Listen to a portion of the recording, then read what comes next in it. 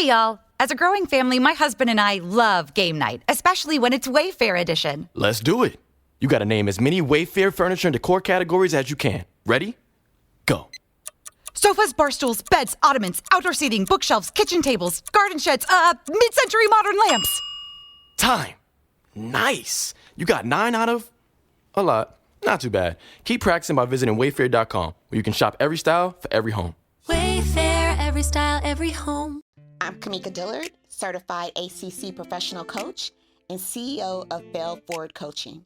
At S.A.V.E Coaching, professional growth isn't one size fits all. That's why we've created 3 ways to support you.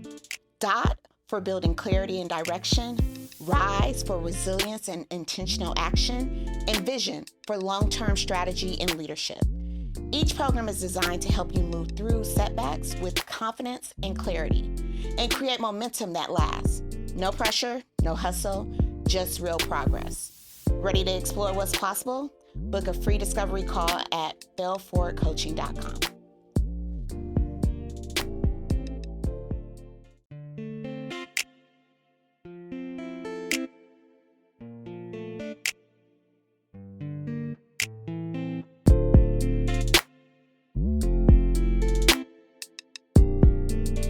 Welcome to the Black Women Will Save Black Women podcast, the podcast where we support, amplify, validate, and elevate Black women always.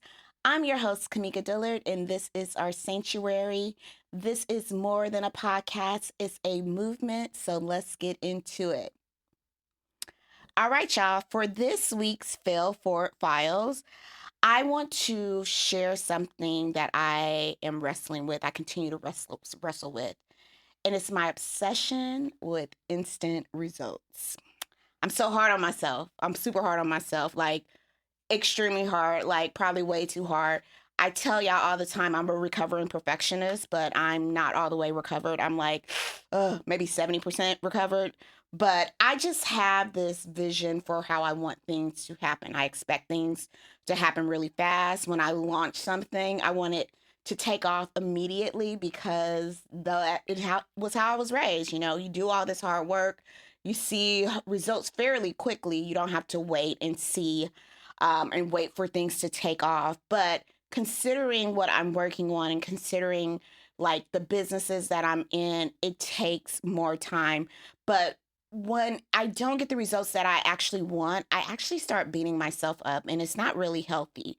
I start questioning if I'm doing enough, if I'm even good enough. And that is it's a super bad thing to do, is equate your value to what you produce. And we've talked about this a lot, but I found myself doing that quite a bit this week. But here's the fail forward moment. I realized that I'm measuring my progress against a timeline that doesn't even exist. Growth does not happen overnight. Businesses don't transform in a week. Confidence doesn't magically appear after one bold move.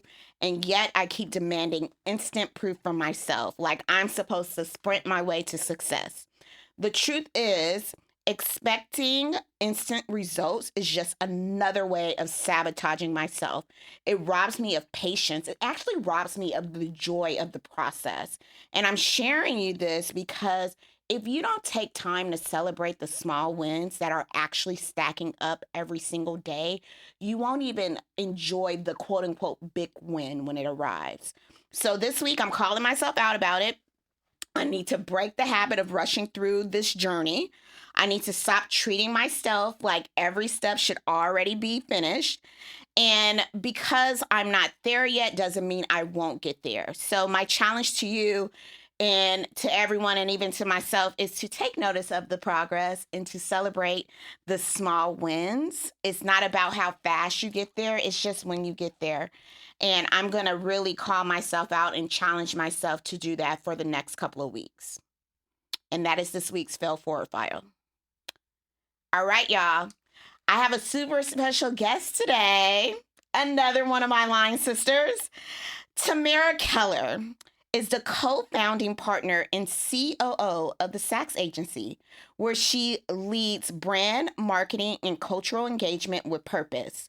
Known for blending strategy, storytelling, and social impact, She helps brands grow while honoring the communities they serve.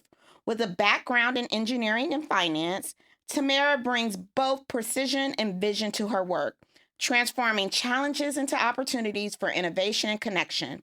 A champion of equity and access, she's dedicated her career to uplifting underserved communities and building marketing that creates trust, belonging, and lasting impact.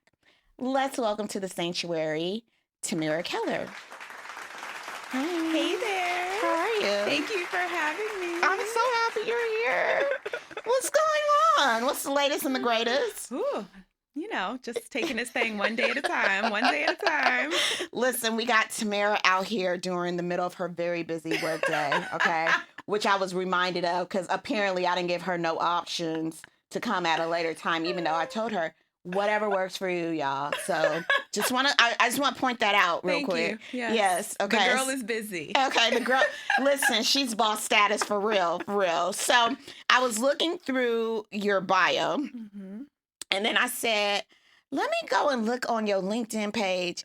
And I realized I don't really know you, because I did not realize, number one, I know her, but I didn't know you.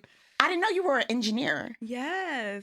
I started my journey in engineering, right? It's a really odd path how I got here to entrepreneurism. But, I think that growing up, I was always really good in math and science. I was always good with numbers. And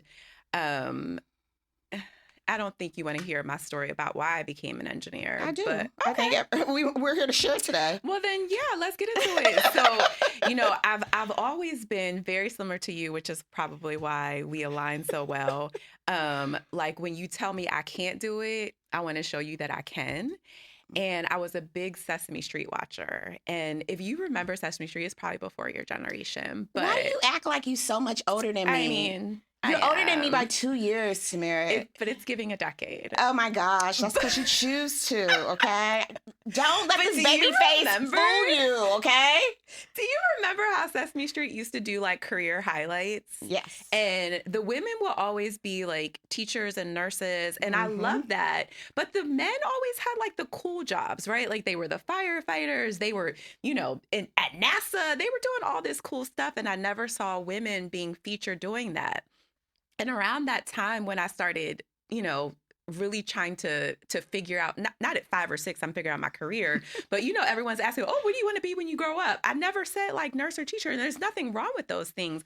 But I wanted to say something cool that most girls didn't say. And around that time, my uncle was becoming an engineer. He was, like starting his path. And everything he did just looked so cool to me. And so I started saying I wanted to be an engineer and had zero clue what engineering was. I didn't even know what engineering was when I was stating it in college and starting to apply for scholarships.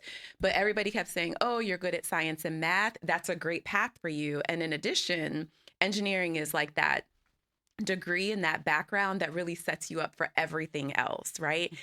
And let's not, everyone knows like when people say, oh, you're an engineer, it just sounds so impressive to people. And I don't know why. I mean, I get it. Like it is a hard degree, but so I never knew what it was until I went to school and I started to understand how engineering is really the base for so many things that you think about today, right? Like whether it's our transportation system, which none of us can live without, whether it's the phones we can't live without, right? Like the software development. Engineering is really the base and the foundation for every major technological advancement, community development, all of the things. It just depends on the sector that you go into. So engineering, I always knew was going to be my base, but after having my first engineering job, I realized that that was not going to be my career path, right? It is very much so, I'd say like a segmented industry, right? Like you sit in your cubicle. And I remember when I applied to get my MBA, one of my essays was entitled, E will always equal MC squared. And what that meant was, engineering is a series of formulas, right? And until another Einstein comes along or Pythagoras, Pythagoras that gives us another theorem, all of those things will kind of always be the thing, right? Yeah. And I wanted something that allowed me to get out and speak with people, something that changed, something that evolved, and something that just had more of like a hands-on result and impact. And I was lacking that in the type of engineering that I chose. And so I didn't want to be equal, always equal MC squared. I wanted to be something that felt dynamic and still challenging, but still like something that was changing all the time. So. But then you went to business school, and then what was your focus? Still numbers. I'm a numbers girl. Listen, I spend a lot of money, so I need to understand how to make the money, right? I do love numbers, though, because what would Jay say? Men lie, women lie, numbers don't. They sure don't. So I love a number. And I think that to the point of engineering, the money is the same, right? Like the money is how you make the sense of all the things. Yeah. And so I think it's always important, especially as women. I come from a household where my dad runs all the finances of our household, right? And so it was important to me that I understood how that kind of stuff worked on a personal level. I'm always going to be numbers focused. Okay. Yeah. So then we pivoted. We went to business school, and then you went to work for who? Or work in what industry? Consulting. Consulting. And how was that? Ooh. I don't know if this is okay to say on here. It is absolutely okay to say because anything it's the on here. sanctuary. I tell people consulting is like the modern day plantation. Ooh. Yes, it is the modern day plantation where the results are never enough. They beat you until... I forgot. It's okay. My bad, y'all. They beat you down until they can get every ounce of work out of you. But you do walk off the plantation with a skill set that you can take to do many other things, whether it's excel at another job, whether it's start another business. But yeah, it was a unique I'll say job choice and journey. But it's true fashion for me. Like when I decided to work in consulting, I wanted to work for one of the best because I figure if you're going to take the plunge, like do the thing, right? Yeah. And so I credit working in consulting. I credit Deloitte with like really being the backbone of who I am today. They taught me a work ethic that I don't see in a lot of people, right? And they also taught me the idea of like, if you have a smart solution, you can sell that solution to every single industry. You just have to be smart enough to figure out how to package it for that industry. So, do you know that show that Don Cheadle and Kristen Bell, it was about Bain, I think, or it was a management consulting show, or probably it's about McKinsey. I don't know. I think it was about Bain. Yeah, probably all of them. All of them, yeah. right? So because I saw Deloitte in it too, right? But I think that show is such the epitome of the consulting world, right? Like there's all this glitz and glamour that's associated with it. But when it comes down to it, it's like a bunch of people behind their laptop repackaging solutions for multiple clients. But the work ethic, the ability to talk to people, the ability to like move and shake in different rooms, regardless of who's in front of you, all of those things are priceless. And I don't think you get those opportunities unless you're in like that fast-paced, high-level consulting environment. I understand. So we went from consulting, and then did we finally start our own business, or where do we go next, Tamara? Lord Jesus. So yes, we did. We went from consulting to starting our own business, I believe. My journey is so, yes, we went from Deloitte we took a little hiatus, but we went to starting our own business. So last month, we celebrated 13 years at the S.A.V.E agency. So I've been doing this for 13 years. Congratulations. Thank you. I'm so proud of you. Thanks. I'm trying to be like you when I grow up. I say it all the time. Even though we're only 2 years apart, I want to make sure I want to just note that people you know that. Okay. I want to note that you said when you grow up. Okay. Listen.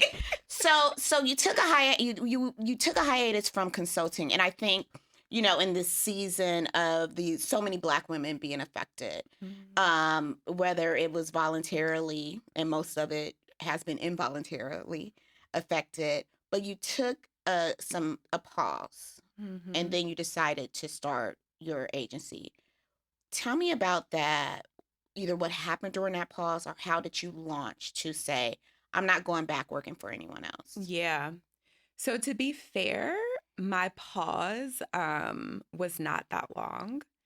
And it was not my actual decision to start this business. So I, just in a moment of transparency, I don't think that entrepreneurism is for everyone, right? Absolutely. I agree. And whereas though I'm super driven and have what I think is an unparalleled work ethic in a lot of environments, that didn't equate to entrepreneurism for me, right? And so I credit starting this business for sure to my business partner.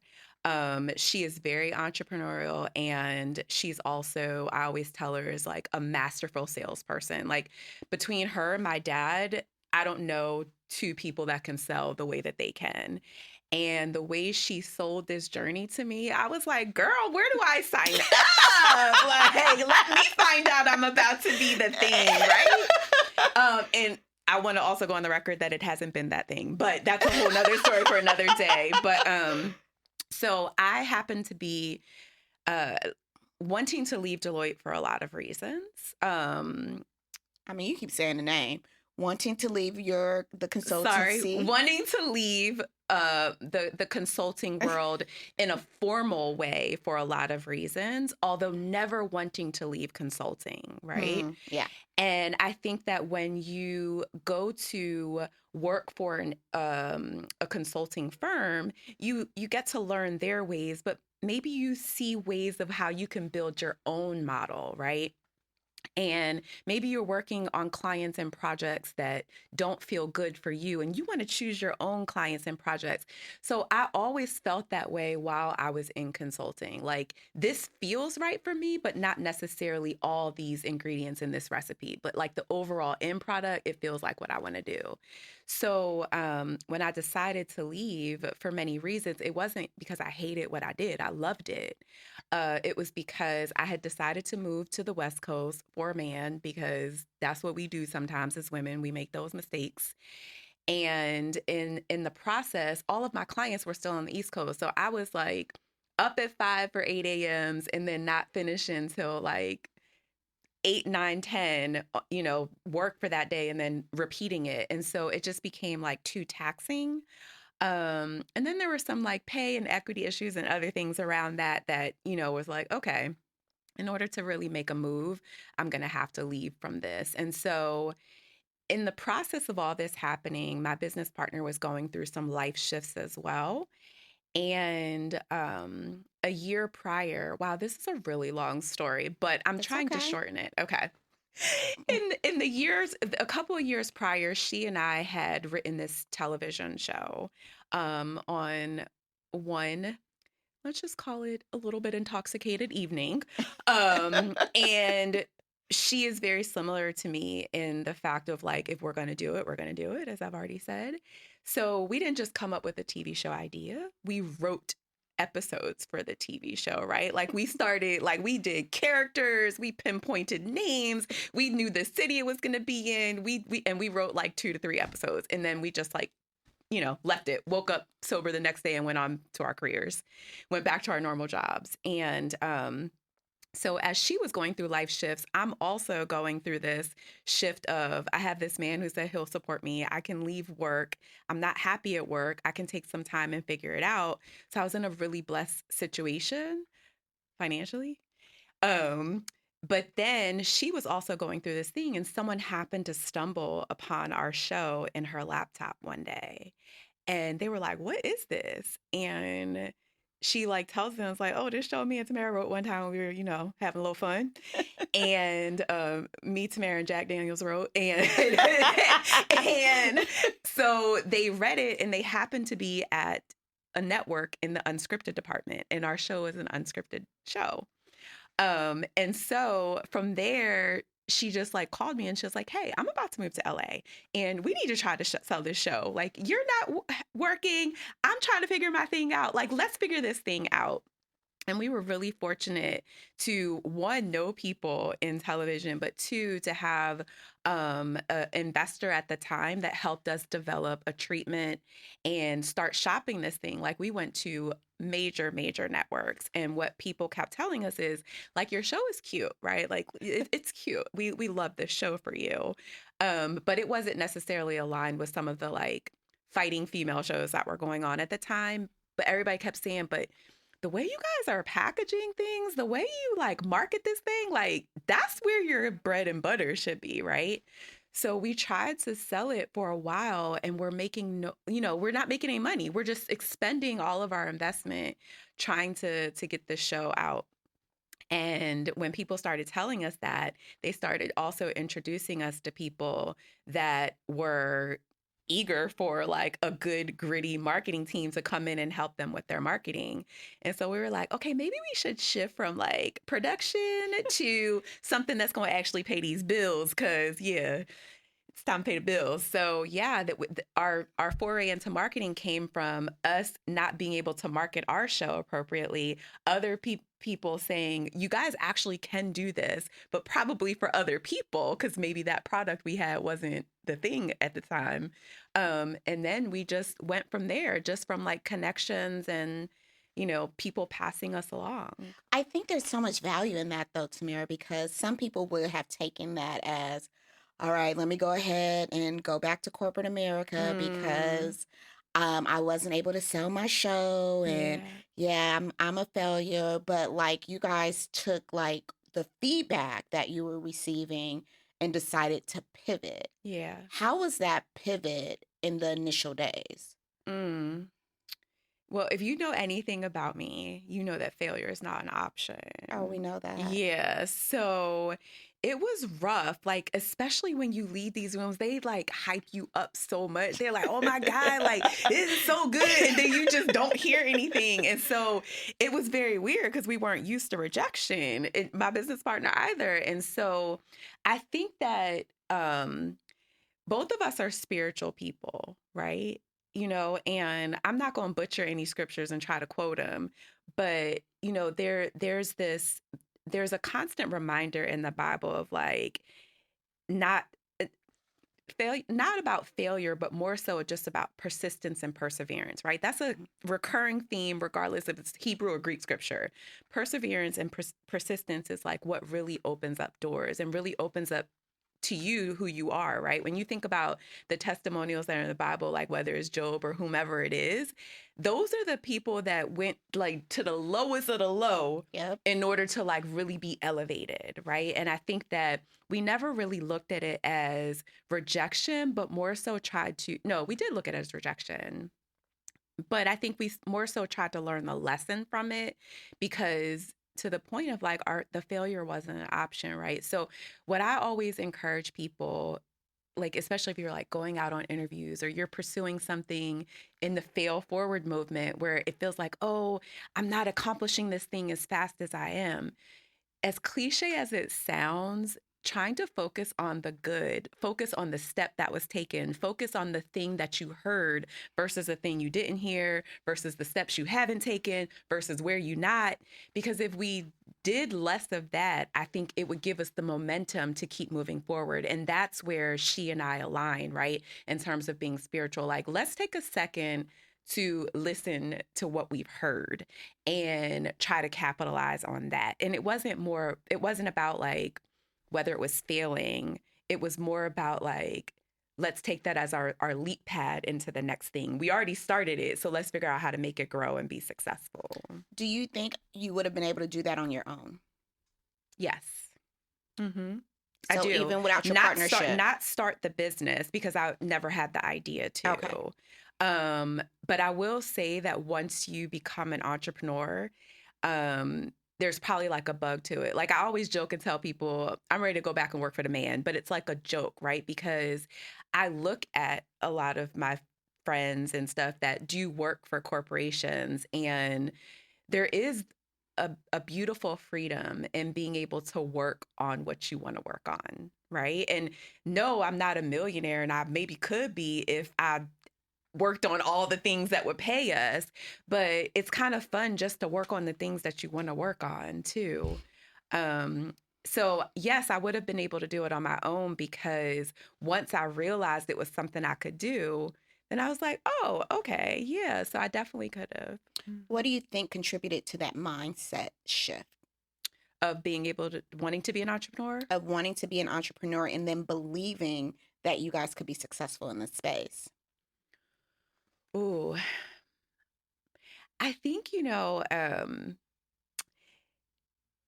that's a it's a loaded question, because every single day to this day, Kamika, I still wake up and tell myself you can do it. It's not like an actual shift. Like, you don't just wake up one day and be like, you're going to be successful. I still have to give myself the Issa Rae mirror pep talks every single day. Like, girl, you got this. Go out and kill this. Like, it's not like I have it still, right? Like, there is to the point of your fail forward, there's no day where you just feel like, now I'm going to do this forever and I'm going to be successful. That's not entrepreneurism, because at any day someone could come into office and take away that contract you had, or a client could lose their budget and take away. So there's no, you're just set for life. And so I think the mindset shift was, oh, I can do this because I've now had it validated by multiple people that the strategy makes sense in many different rooms. So cool, because, rewind to my background, marketing was never mentioned, correct? No, it was Right, not. exactly. The only marketing I knew was because I took one marketing class during my MBA, okay? So it's the only marketing I knew. Everything I knew, I learned on the job, right? There were a lot of clients who don't know this yet, but now they will. They were my test dummies, right? Like, they were me trying to figure out how to use what I knew I had and make it successful. So, to go back to your question, the shift was just to be able to say, like, that you can do it, so keep doing it, because you've realized there's a freedom in it that you like. But there's never a moment where the light switch has clicked on for me and I'm like, yo, yeah, now I'm good and I can do this forever and not go back to the man. I still don't have that moment. So Tell us a little bit. We always talk about money on the show. Tell us a little bit about those first years when it came to revenue. Like, were y'all balling out? Like, what was going on with the Saks agency? we didn't take $1 from our company for like a year, maybe a year and a half. As I said, we were both very fortunate to be in situations where bills were not of a concern at the moment, right? So, that's why I say God puts people in your life at certain times as you need them, but you just got to realize when they're supposed to get out of your life. So anyway, we were not taking any revenue because we had to pay the couple of people that, employed us. I mean, that we were employing. And, going back to the point about we probably could make a lot more money if we worked on different types of projects.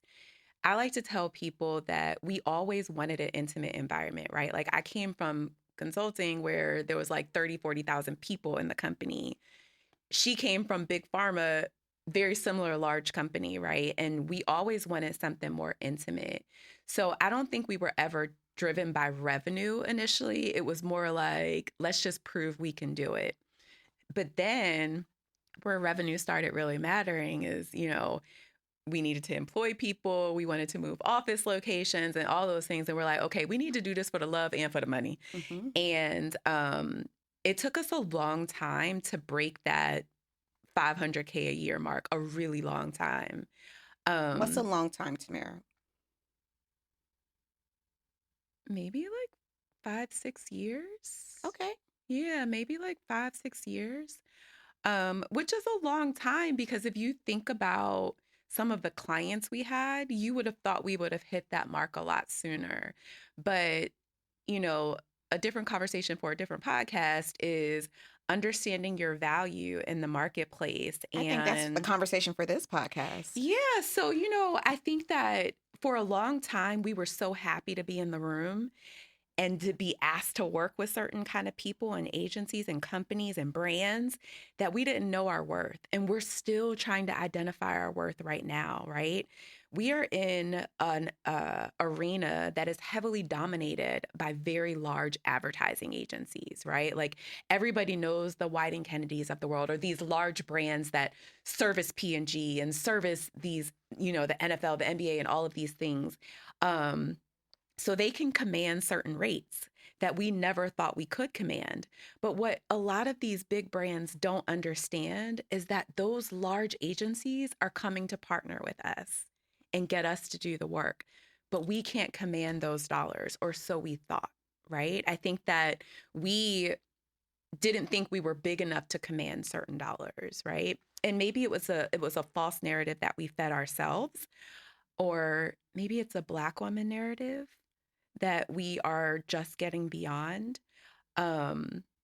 So I think that, when you think about the revenue, a large portion of why we're still playing catch up and why we're still trying to figure it out is because we haven't really been privy to some of those conversations around value, worth, what we should be paid, and understanding that in like the larger context of other agencies, because we're still just like a 10-person team, right?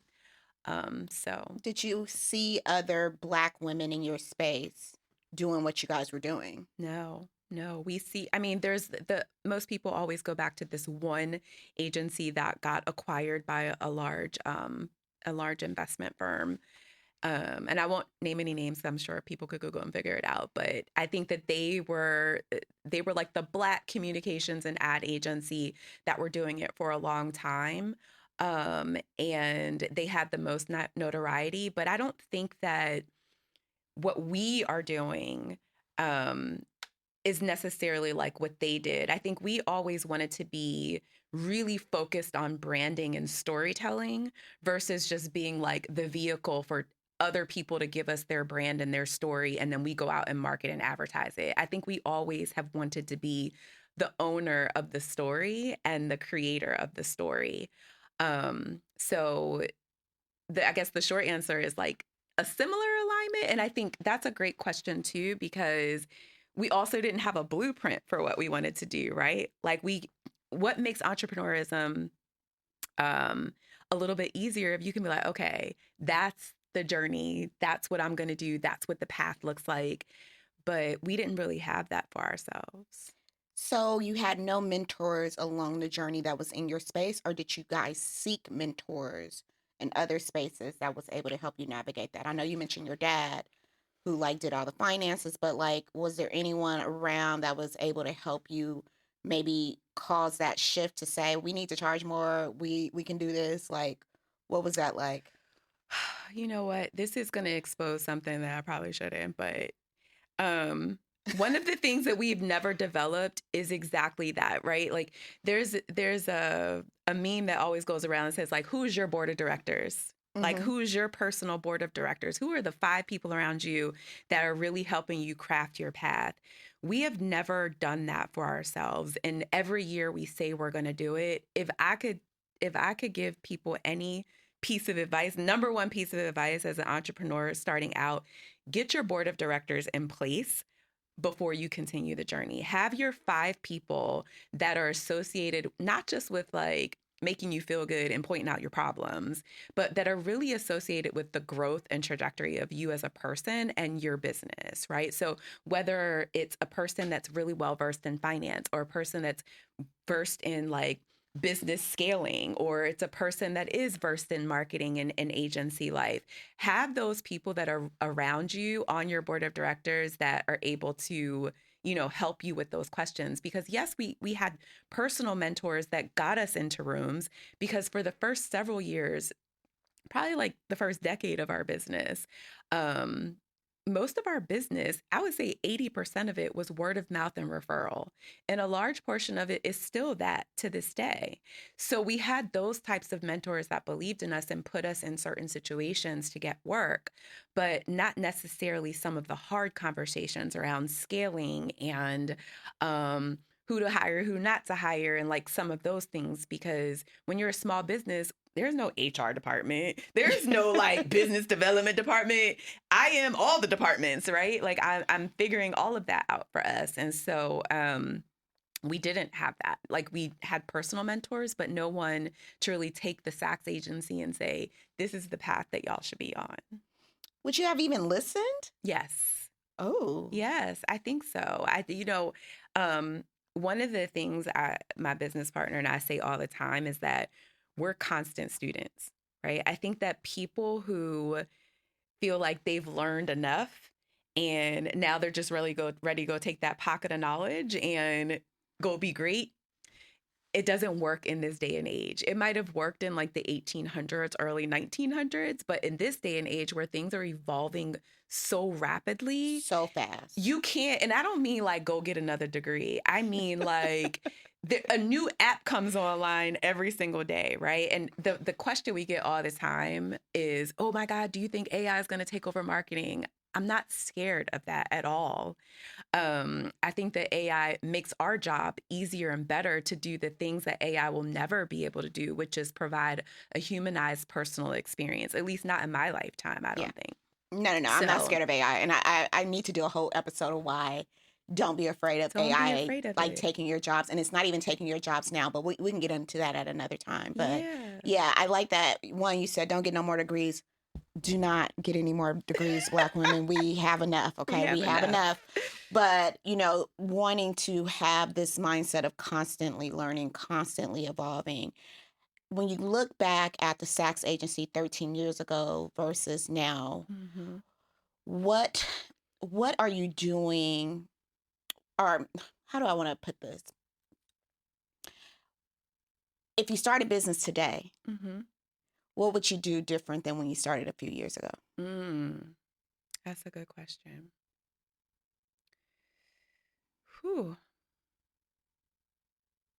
I think early on, okay, so I have a couple of different answers. My first one would probably be that we would hire someone to do the business so that we could be in the business, right? Yes. And a lot of people say, "Oh my God, like we don't have enough money to pay a fractional CMO, a fractional CFO, a fractional COO." My title is COO and co-founder, right? So much of my time is spent as COO because we don't have those fractional positions, right? Well, not all the ones we need to have. But I'm also having to do 100% client time too, right? So much of my time has to be divided amongst both. So I would say if you get the business loan or you have the opportunity to pay another staff member, that staff member needs to be focused in the business, right? On the business, right? So that you can focus on other areas of business development.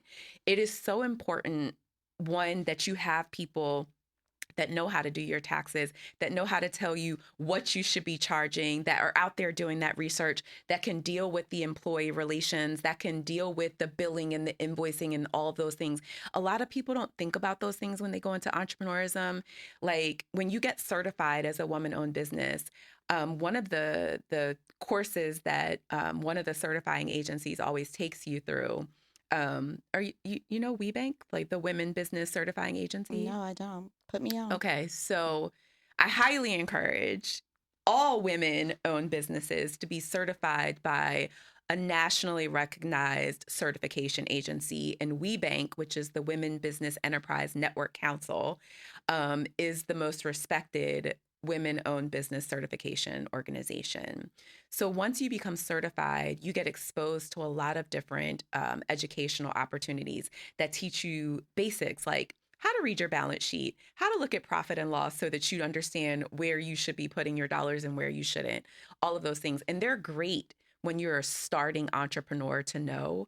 But at this stage of our business, I don't don't have time to be out here reading P&L statements, right? Like I need somebody else to be doing it and telling me like, Tamara, this month you just need to make X amount of dollars. This is how many clients you need to bring in. Like that's the kind of insight and intel that if I had that 10 years ago, I think we would be at a different level. But both Kara and I are so focused on both the things that we haven't always had the opportunity to figure out what does scaling look like? What does growth look like? We're just like, yo, we got to get these clients this month and then we got to work them. And then we're going to think about that stuff later. Versus the reverse where you should be like, okay, what can I outsource off, like get off my plate so I can focus on Absolutely. keeping the main thing the main thing. Keeping the main thing the main And thing. I swear when I shared the story, I think in the very first episode I did about even how I started this podcast was my friend Sarah.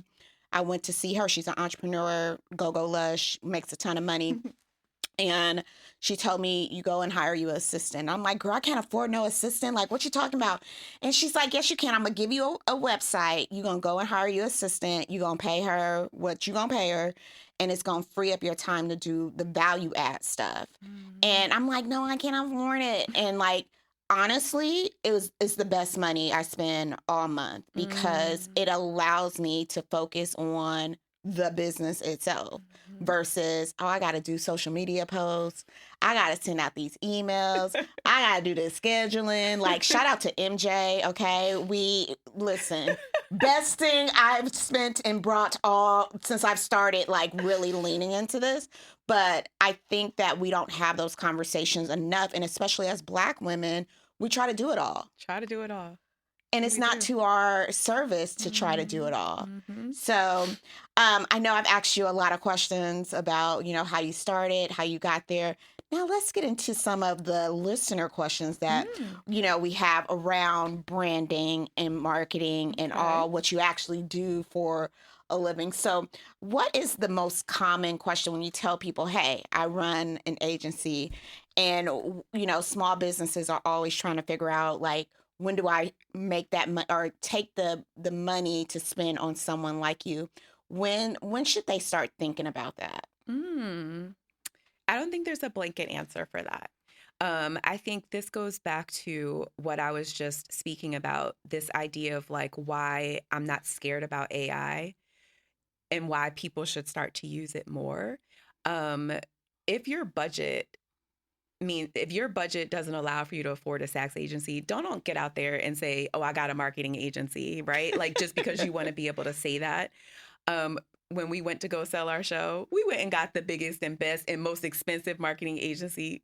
We did not sell said show, right? So I think a lot of people do certain things for the glitz of it. But there are so many tools in place for the basics of social media, right?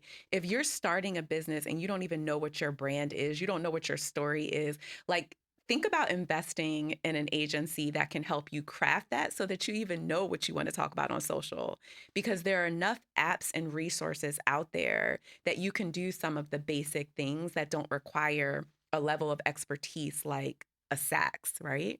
So I think that the most common question I get is that like, girl, you own a marketing agency? I need you. Why? Tell me why. If you are trying to sell your book, that's great. However, what is the legwork that you've done? Who is your audience? Have you figured those things out? Because then that's going to drive what kind of agency you partner with. That's going to drive what you think your partnership should look like, right? There are agencies who just do brand story development. There are agencies who just do research on trying to find your audience. There are agencies who just do social media. Have you done that research yet? As to figure out what you need because you've already done your legwork.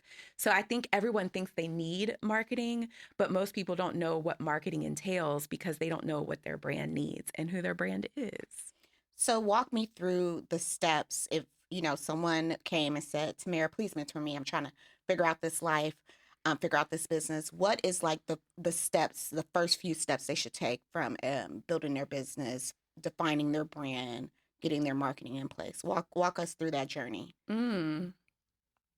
So I would say, not to sound like a cliche, but there's a reason why who, what, when, where, why is so famous, right? Like it is the basic thing that you learn in English 101 in elementary school, right? Like identifying why you started your business in the first place, who it's for, like what was that gap that you saw that you felt needed to be created? What's it serving for you? And then who you want it to reach, right? I think that those basic questions are like the pillars of building your brand, right? Like a lot of times people build the brand for themselves, but you don't need to sell the brand for yourself, right? You need to sell it to other people. And so I think it's really important for people to understand how what they're doing, yes, aligns with who they are as individuals, but like what is the audience that they're hoping to cater to and sell to, and what does that audience care about? So I think that the biggest part, the first part of building your brand and figuring out your marketing is identifying, like, outside of yourself, who is this other audience that you want to align with, and why do they care about your brand? What is it that you're serving and feeding them that they need and they didn't realize that they needed? And I think that's probably the crux of everything that follows, because once you figure out who you're serving, then you're like, okay, I know where those people live, right? I know that they either live on social media. And if they live on social media, I know that they're not on all the platforms. They're giving me that they're a LinkedIn type of base. So why do I need to be across all platforms? I don't. I should only be on LinkedIn, right? I think that's another common faux pas is like people come to us and they be like, we want to be on all the platforms. Why? Your people not on all the platforms. And you don't even have time to do one post on one platform. Girl. And people love doing this brand, like this post mirroring across platforms. I love it. It's lazy marketing, right? Like, you know, using one post across all three of your platforms, it's lazy marketing. The voice needs to be different. The image needs to be different. All of those things need to align with that platform. So if you've done the research of who you're serving and then you know where they live, why are you trying to be in all the places, right? So I think that those are two critical pieces that I think are important in the journey. And then once you know that, there's something that we believe in a lot, which is like social listening, right? So this idea behind, don't just do the brand and don't just like set it and forget it, right? Your brand has to be evolving because we just talked about this. The world is evolving Very quickly. right? So how are you just going to be like, okay, this is who we are and this is just who we're going to forever be? Your audience is growing up. Your audience is starting to have different needs. So you have to constantly evolve. And yes, maybe at the core, your brand stays the same, but it has to evolve and change with the times, right? So if you were a DEI focused organization in December of 2024 Mm-hmm. and you didn't change in January 2025, where are you now? Because the world has evolved. There are words that unfortunately you can't put in your SEO anymore, right? There are words that you can still stand on those values because I still stand on those values. But have you figured out how to masterfully use your techniques and your skills and your expertise to pivot in a way that you're saying those things, but you're not saying those things? So I think there's understanding your brand and how it's serving other people, knowing where that brand needs to be and how it's going to reach those audiences, and then understanding that your brand can't be stagnant. It's constantly evolving. You have to be a constant student of your brand and of your industry. I feel that completely. I actually in 2025 did a rebrand for my test prep business where I went from Coach Cam test prep to 30-day test prep, where I'm strictly focused on the alpha generation way of learning because they think differently. They process information differently. They have changed the entire testing because of this generation. And I think people get these businesses, and I do agree with that set. Like, I have it now and I'm just going to like ride the wave of what happened, you know. It made me successful when I first started, when there needs to be a constant evolution. So I'm so glad that you called that out, because I don't think people understand that being an entrepreneur doesn't mean you're lazy in your industry. And I think where even the shift from corporate to entrepreneurship, even in corporate, you had to keep learning. Yes. You had to keep trying to figure out different ways of doing things, or you'll become a dinosaur and they'll get rid of you first. Yep. Like the people who are resisting AI, the people who don't want to learn these new systems or new ways of doing things, like, you have to evolve. It doesn't matter where you're at entrepreneurship are corporate America. So I'm glad you brought that up. All right, we got a couple more questions from the mailbag. How do you lead with both analytical precision and creative vision? And how can Black women specifically apply duality in that perspective to their own careers or businesses? That's a locked and loaded question. You know, I'm here to make you think.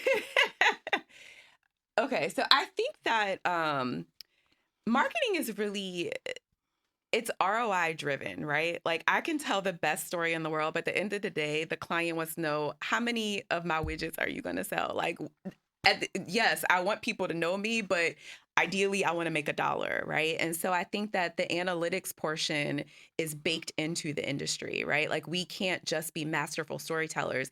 The storytelling has to end with a call to action that leads to a purchase or something like that, some sort of engagement. So I think that it's, our industry is that duality is already baked in. And so when we even go after business, the way that we try to think about this is in a way of, we can't necessarily guarantee a dollar amount from marketing, right? But what we can guarantee is eyeballs. We can guarantee people are going to engage because we know we're telling the right story. We can guarantee that we're going to move people. And all of those things ultimately result in $1 or result in an engagement or result in something. And so when we think about how we build strategies, we always think of it in a way of, we're going to tell a story that both excites our existing customer, but also thinks about how we can position this brand for future eyeballs and engagement. I think that's very naturally baked into being a Black woman too, especially in a career, in terms of, if we go back to even my own background, I didn't become an engineer because I thought about dollars, right?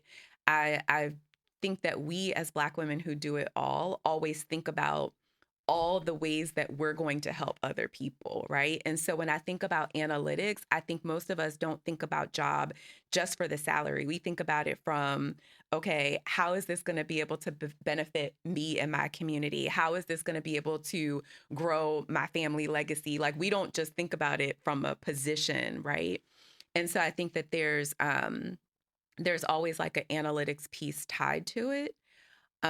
So I don't know. I don't know from a entire career perspective how you think about duality, but I think that for us, it's just like naturally baked into how we make decisions. I mean, You don't agree? I think, no. I think there's some of us who think that way. Okay. I think that the ones who probably listen to this podcast, type A's, perfectionists, overachievers, we're always thinking about like, hey, I need to think about this from a multitude of ways. And I think that's also part of the reason why so many Black women are exhausted, because we aren't given the privilege to look at it kind of from a linear perspective or one way. It is kind of the burden of being a Black woman, especially when I would say like white collar corporate spaces. We have to think from duality. Yeah. I think we just don't have the privilege not to. And this might not be a popular opinion. Come on with it. But like the soft girl thing, I personally think is like overrated. Like I enjoy a good experience, okay? But after the good experience, I'm like, okay, now what we accomplishing, right? Like I think that, there's just a certain, I think that question, to your point, probably aligns with the mindset that I'm not familiar with, because I just don't, I'm constantly thinking about ways to advance me, my friends, my community, the people around me. And so, when I make a decision, even when we at S.A.V.E think about the types of clients we want to work with, we're always thinking about like, how can we reach into our community and partner with the D9 or partner with other organizations that we care about. And so I think that that's just, I don't know. I'm always trying to think about not like soft girl era so much, or like, yes, I'm exhausted. Yes, I get tired of making all the decisions, but I definitely think that we're probably of the personality types where it's cool for a minute. Like when I took that hiatus after my consulting, it was like 40, 50 days. And I was like, whoa, Girl. it's no thank you for me. Like, I love that. No trad wife life for you? No, it was not. It was like, I mean, this is what people do all day, every day. I did not go and get three masters, right, for this. And so I think it is for a certain type of woman, and I applaud that. But it's not for me. No. We're very similar in that sense. I mean, when I was laid off, I always tell the story. I rode around for about 60 days, and y'all let me roll around for about 60 days, and y'all kind of was like, all right, get your ass up now. It's What time. we doing? What we doing? What's the plan? And I need that because that's kind of how I operate. I don't want to like sit and be still. And soft girl life, that's a whole nother thing because I think that's overrated and you're really not addressing what you need to address anyway for this quote unquote soft girl life you're trying to live. Girl, you need to go to therapy. You need to do some real work, okay, while you're trying to be soft and take bubble baths and go to the spa. But I digress. Now I feel that. Last question so we can wrap it up because we're trying to go to this game. What do you think is an overlooked resource that Black women, should tap into when trying to build their business or their careers? What's something that people kind of like go by the wayside about and like, you really need to kind of make that part of like your primary focus? The certification. I think that people don't know. It's like people know to get a business bank account. They know like certain business foundation things like, oh, get an EIN, all of those things. But like the certification, I tell this. So prior to going into consulting, I worked on the Hill for a while. And so I was in government and I saw firsthand the carve outs that are made in federal contracts, state contracts, local contracts, specifically for women owned businesses. Even in this era, although it's been drastically diminished from this administration, it's still a thing. It's not non-existent anymore. However, you can't get those opportunities unless you are certified, right? I was just on a call on Friday with the NBA who's promoting 2026 All-Star. They're specifically looking for minority, women-owned, small, because those initiatives still exist. They're just not on the foreground and forefront of everyone's mind and thought process because we're like underground trying to do these things still, right? So I think to the point that you didn't even know what WeBank is and you're expert researcher, right? Yeah. Women need to have that certification because one, what it does is it's a validator when you're trying to partner with some of these larger organizations, even outside of government organizations, right? So when we applied to first start working with the NBA 8 years ago, we had to provide our certification, right? Our certificate of certification to them because they also want to be able to say, look what we did. We're hiring X% of women-owned businesses because it makes them look inclusive in a male-dominated sports industry, right? Yeah. So outside of having that piece of paper that acts as a validator, they also do so many things in terms of education, like I spoke about earlier. They teach you some of the basics that you think you know, but you really don't know about entrepreneurism, right? Or having a business, whether it's something basic around reading financial statements, or if you're not a natural born marketer, how to do that, or, name it. Like there's an educational opportunity and resource that's presented there. Also, the certification agencies allow for a database to be developed where you can say, this is my NAICS code, right? Like my business code. And this is all the things that I say I can do well, so that when organizations come to look for you, they search for organizations by their code, and then they see, okay, these are all the certified agencies, and then I can figure out who I want to work with. So it's also a database of certified agencies. And the last thing is this network of other women that are in this same position as you, right? Like when you had your former position, there was only but so much you could understand about my struggle, right? Yeah. Like, yes, we're in corporate America, we're doing the things, but nobody knows an entrepreneur struggle like an entrepreneur. And when you become certified, you are opened up to these 30,000 plus other certified. I don't even know if that's the right number, but I think in SoCal maybe. But this wide network of people that understand what it's like to be the woman trying to do it all in your business, to also be balancing motherhood or your community obligations or all of those things. These are things that your friends and your friends who are working at corporate positions can't help you with, because they're not reading balance sheets and they're not trying to juggle it all, make money, and then also do the work. And that is priceless. So I think that certification is something that enough women-owned businesses don't do. And I will tell you probably the reason they don't is it is time consuming. And it is not something you set and forget. Once you do it once, you have to recertify every year. So the time piece of it is like any other thing. If it was easy to do, everybody would do it. That part. So in order to set yourself apart, take the time to do it, because it's going to put you in a different category. Well, I have a to-do now. So we always ask on the show, how would you like for Black women to save you? But I'm going to reverse it because, you're in a different position. How have Black women saved you? Support, amplify, validate, elevate. Is it cheating to say in all the ways? No, it's not. Oh my gosh, girl. First of all, you know the campaign I just came off of. I sure do. Y'all saved me in all the ways, right? So the support piece is invaluable, to the point that I brought up earlier, that most of our business is referral. Yep, word of mouth. I need people to, we've always had Black women who are like, okay, we're going to take y'all because we know that you look like us, and let us amplify and put you in certain rooms. So one of our first clients was Debbie Allen. She didn't even know that we knew like this much about marketing, and she believed in us and amplified us and partnered with us and didn't have to. She's freaking Debbie Allen, right? The validation piece, first of all, we all know we like to, you be like, hey girl, you got it. The validation piece, because you don't get it in these rooms you're walking into, but it's so important when most of us are facing imposter syndrome, or we're facing some of those other corporate cliches that we shouldn't, because most times we're the smartest in the room. And there are frauds running the country. I say it all the time. There are frauds running the country. There are frauds running the country. Do whatever you need to do, sis. What is the clip I sent you recently around the president at Cal Dominguez Hills?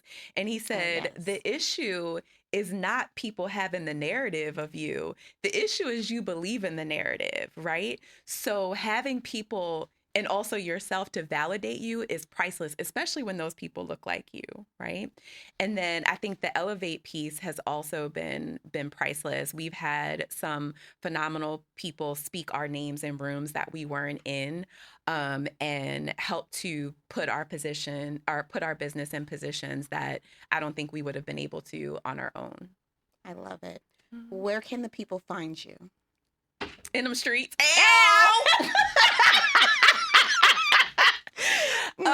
So business, we are at the www.thesaxagency.com. And our handle across all platforms is at the Sax Agency as well. Okay. Where can people find you individually, Tamara? Do you want to be found? I did totally didn't know.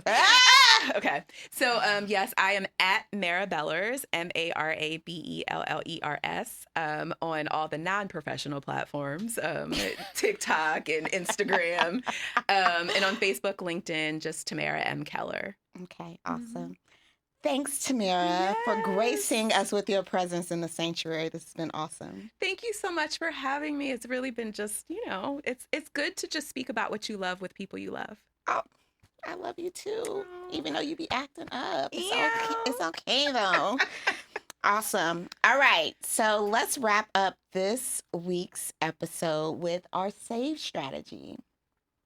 Our SAVE strategy is pretty much kind of piggybacking on what Tamara really said in terms of amplification. So I really want you to take that time to think about how can you really amplify what you're doing? And I think she made some really great points, especially around how you are doing your research. How do you own yourself? Even if you're not going into entrepreneurship, I think a lot of times we forget that we have to be continuously working on ourselves, continuously trying to improve. And in the process of doing that, let's talk our smack about what we're doing so that other people will be inspired to go out and do same work, similar, or whatever. But people are watching. So really think about how you can amplify yourself. How can you feel more confident and comfortable being able to amplify that? One thing I've taken away from this conversation is I need to do a little bit more research. I do a lot of research, but I could step it up a little bit. So I want to be able to amplify and feel comfortable talking my smack. So that is this week's save strategy. We are getting out of here. As usual, you can find Black Women Will Save Black Women across all platforms, wherever you might listen to your podcast.